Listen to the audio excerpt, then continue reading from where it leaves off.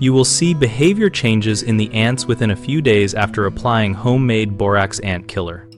Start by observing ant activity at the treated sites twice a day for the first week. If the bait is effective, you will notice fewer ants at food sources and fewer workers carrying food back to the nest within 48 to 72 hours.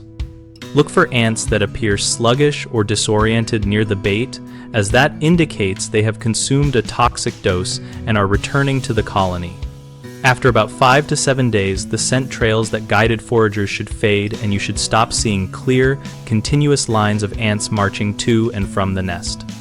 Keep monitoring for dead ants near bait stations or along trails.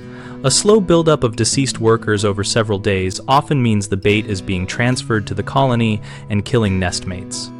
Continue replacing bait that is dry, contaminated, or gone, and keep food sources cleaned up so the ants remain attracted to the bait rather than your pantry.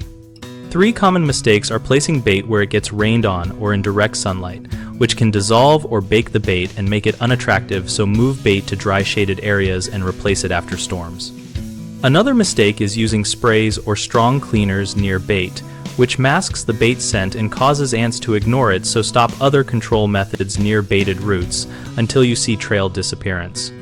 A third error is giving up too early because visible ants drop quickly, but nest eradication takes time, so keep monitoring for at least 7 to 10 days and refresh bait when it is depleted or contaminated.